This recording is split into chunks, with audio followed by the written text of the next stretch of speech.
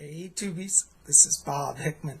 So good to be back with you. I tell you, I get so excited when I get to be here and do a video and hang out with you guys. Anyways, we got a lot to talk about today, but before we get into that, I want to say thank you to all of you who came out to my last video, which was Messages from the Spirit World. If you haven't seen that, check it out. It's the video right before this. And also this last week we also had horoscopes for February. So you got two awesome videos to catch up on if you haven't. So check those out and I hope you'll enjoy it. Anyways, and if you're missing stuff, join Spirit Channel. If you subscribe, you're going to get all the updates.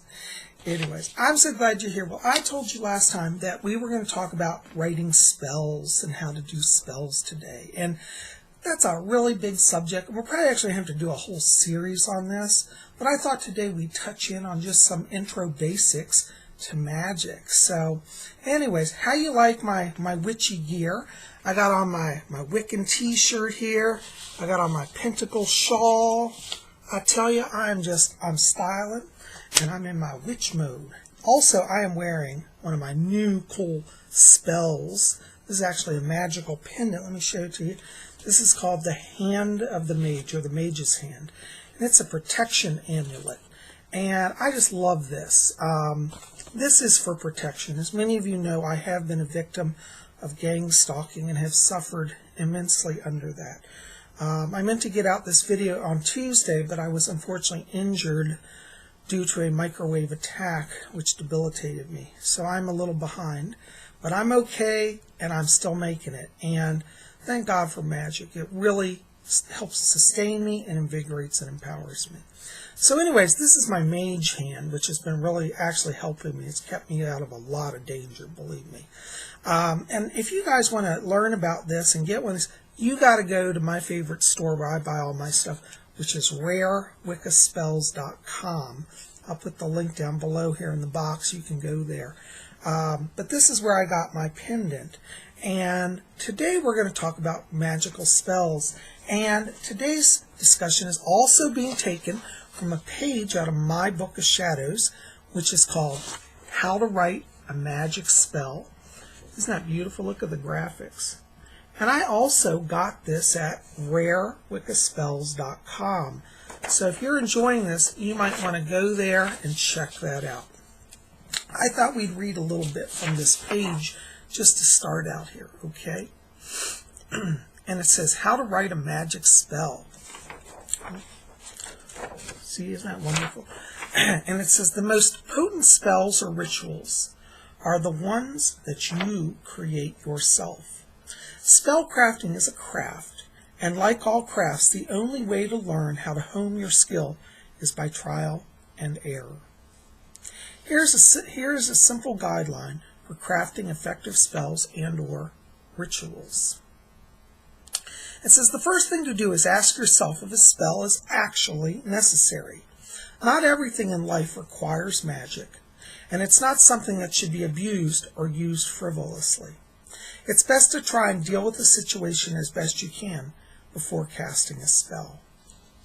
And you know, that's really true. A lot of people call me and say, Bob, I need a spell to, settle things with my girlfriend or my husband or my spouse. And I always say to them, well, that's a possibility, but have you even tried to just talk to them first? And a lot of times people say, well, no, not really. I said, well, magic's not going to be the best way to start. You need to start with just a basic conversation. So, like this is, there are definitely times when you want to look at other options before magic. Okay, and I think that's really good advice here. It also goes on and says, keep in mind that a spell doesn't work on its own. It's your personal power that makes them effective during and after the spell. Sitting around expecting a spell to work makes it a wasted effort. If you perform a spell, you must also take action to make it effective. If you cast a spell to attract love into your life, not a particular person, and sit around hoping they'll knock at your door, don't hold your breath.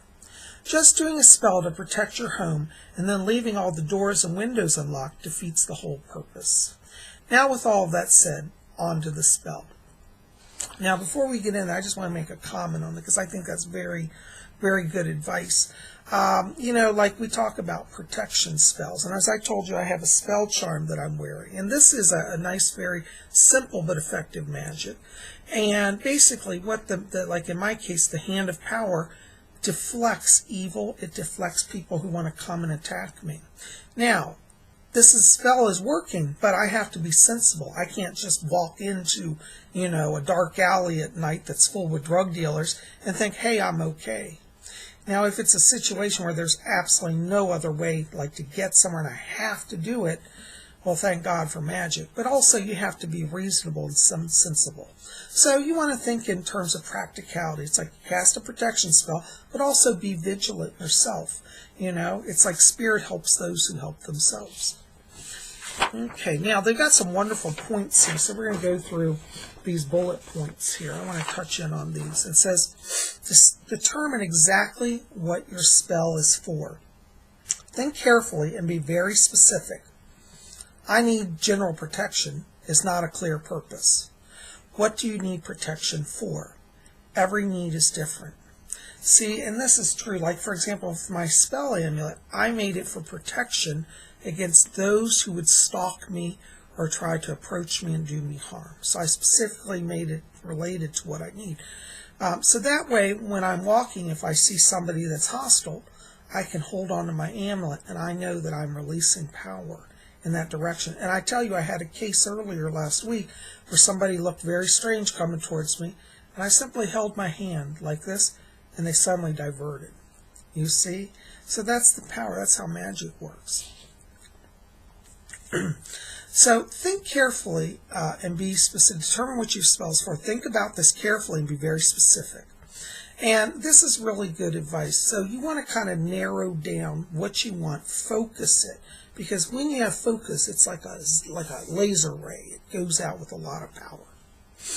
All right, the second point here says, once you have clearly determined the purpose, it is time to start putting the spell together. The first step is to decide what materials you need. You need to consider correspondences for your purpose that include some or all of the following: candle colors, moon phases, herbs and elements. How many materials you use is entirely up to you. An effective spell can consist of no tools whatsoever. Go with your instincts and what feels right for you. So, for example, as we talked about my hand charm, that's one way to charm. But also, like, for example, let's say, you've got somebody who's gossiping about you. Say somebody at your job is trying to ruin your reputation, cause you problems with your boss. Well, you need to cut that out, So, like, for example, instead of having to go out and buy $20 million worth of supplies, sometimes the most simple and direct is the most effective. Case in point. This is a wonderful little candle. You can pick these up usually at most spiritual supply stores or even online. And this is called the tapaboca, which is Spanish for shut up, basically shut your trap. And as you can see, it's got somebody here with their mouth bound with looks like a little cloth so they can't talk. And it's got a prayer on the back. And this is a wonderful and effective spell. I have used this in my own life. So basically, you'd want to choose this candle. Now, the correspondence is already decided red, because red is like power. So you want to gain power and stop the hostility. So that's what that's about. So that's one of the correspondences, red candle. And then it's got the prayers already written. So a lot of what you need is already in the spell. Now, you could enhance it, for example, by putting an oil on it. Maybe you want an oil that relates to the red, the fiery power energy. So you might want fiery wall of protection oil, or even I think they even make an oil called a shut up oil. So you want to do that. You could also just sprinkle some herbs on top of your candle, such as basil, which is a great protective herb, or rosemary. You see, and there you've got a wonderful spell. So when we start talking about materials, it doesn't have to be expensive. So here's an example. Very simple, just a little candle, maybe a little oil. If you want, you don't have to, you could add herbs. Boom, you've got a perfect spell right there. Materials, less than $20. Now, for example, this spell, all I needed to enact this was a prayer. I did a chant over it, a protection chant. I passed it through incense and consecrated it, and then I wear it. So part of the spell, for example, is wearing it. Like I have to wear it for it to work. I can't just leave it somewhere in my house. I have to wear my hand charm and chant my prayers, and there it is activated, and you continue to activate the power. So there you go. Okay, now our next point here is, now that you've decided on what you're going to use, it's time to start drafting the spell itself. I suggest that you write down a full explanation of the purpose of the spell. Why are you doing it? What do you want the outcome to be? This is especially important for beginners, as having your own words in front of you bring added clarity. Read this as you begin the spell. During any spell or ritual, chanting is used to raise power. Compose an appropriate chant preferably one that rhymes. So like for this hand charm, I'm not going to tell you the one I use because that's sacred to me, but like you could make one as simple as, hand of power, go before me, cause my enemies to flee. Hand of power, go before me, cause my enemies to flee. You see, and you chant that over and over as you hold your charm, anoint it with some oil maybe, pass it through your incense.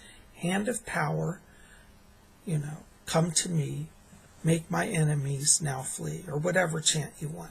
So you see, you can create a simple chant, but write it down. See, I didn't write that down, but if I'd written it down, I'd be able to do it perfectly over and over, and that infuses power in your spell, you see, so it's not so difficult.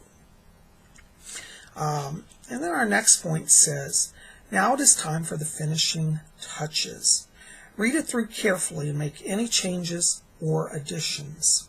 Be sure to include any actions, such as burning a piece of paper, that's another way to raise power, the moon phase and preparations, such as purification ritual, Be sure to include any actions, such as burning a piece of paper, moon phase, and preparations, such as purification ritual, you may wish to do before the ritual. So, you can have kind of a preparatory step, and then an action step, and a final step.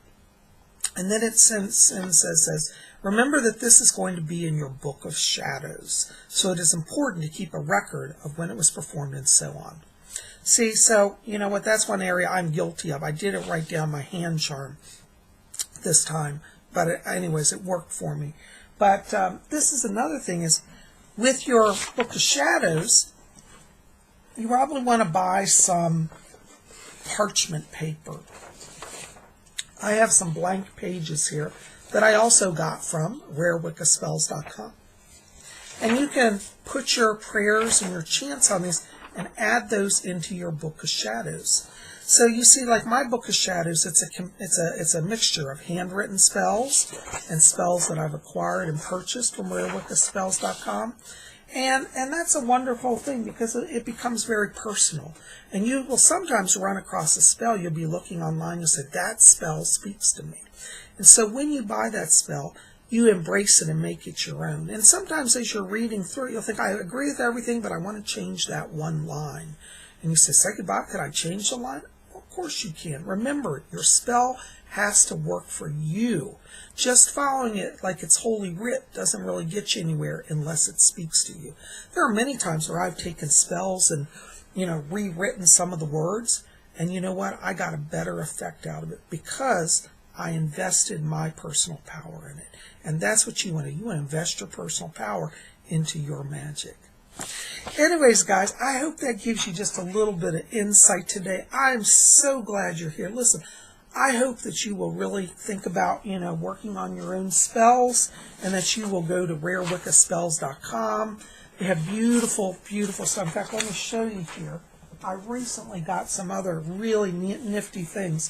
For example, I've got an Aquarius paper here that tells all about the sign of Aquarius and correspondences. Really beautiful. That's the star cluster of Zodiac here, which is really nice. I've got a wonderful spell that I really was drawn to, which is called To Charge and Consecrate a Scrying Mirror or Scrying Stone. And as you can see, Angela does beautiful work. She got beautiful borders, little artwork. All of her stuff is on high grade, 24-pound parchment paper. It really is top grade, and I love it. I'm a big fan of Angela's work, and I invite you really to go over there and check out her stuff. Also, her newest thing just came out that I got is the new moon schedule for 2015. It gives all the dates. And isn't that beautiful? Look at the beautiful artwork. I love it. So I've got some really nice pieces that complement my book and definitely help me in my practice of the craft.